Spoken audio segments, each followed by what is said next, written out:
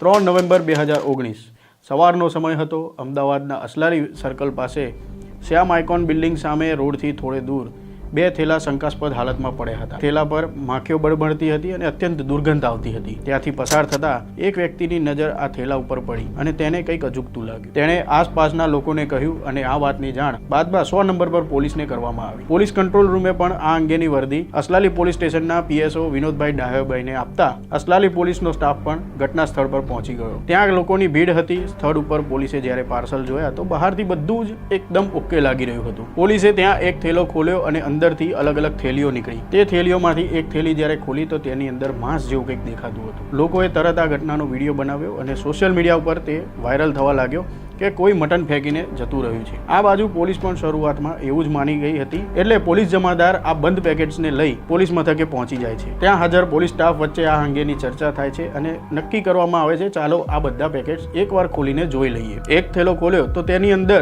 માનવ અંગોના ટુકડા હોય તેવી શંકા પોલીસને ગઈ। બસ આ શંકાએ ત્યાં હાજર દરેક વ્યક્તિને ચોંકાવી દીધા। જાણકારી પોલીસ ઇન્સ્પેક્ટર અસારીને અને સાથે ડીવાયએસપી કેટી કામરિયાને આપવામાં આવી। તેઓ પણ આ ઘટના જાણીને પોલીસ મથકે તુરંત દોડી આવ્યા। સાથે ફોરેન્સિક એક્સપર્ટ્સને પણ બોલાવવામાં આવ્યા અને ઘટનાની બારીકીથી તપાસ શરૂ થઈ। ત્યાં ખબર પડી કે આ ટુકડાઓમાં માથું નથી, હાથ પગના પંજા નથી, અર્થાત ના ઓળખ છે, ના ચહેરો છે, ના ફિંગરપ્રિન્ટ છે। હવે પોલીસ સામે ઘણા સવાલો હતા, પરંતુ સૌથી પહેલો સવાલ એ હતો કે મરનાર વ્યક્તિ છે કોણ? અસલાલી પોલીસ મથકના પીએસઆઈ સાંભળ આ ઘટનાના ફરિયાદી બને છે અને લાશને પોસ્ટમોર્ટમ માટે મોકલીને પોલીસ અજાણી વ્યક્તિ તરીકે ગુનો નોંધી તપાસ શરૂ કરે છે। પાર્સલની એક થેલીમાંથી મૃતકનો પ્રાઇવેટ પાર્ટ પણ મળ્યો હતો, જેના ઉપરથી એટલું ચોક્કસ થયું કે લાશ પુરુષની છે અને તે મુસ્લિમ હોવાની સંભાવના છે। બસ આટલી જ ઓળખ પોલીસ પાસે હતી અને હવે આ કેસ ઘાસની ગંજીમાંથી સોય શોધવા બરાબર બની ગયો હતો।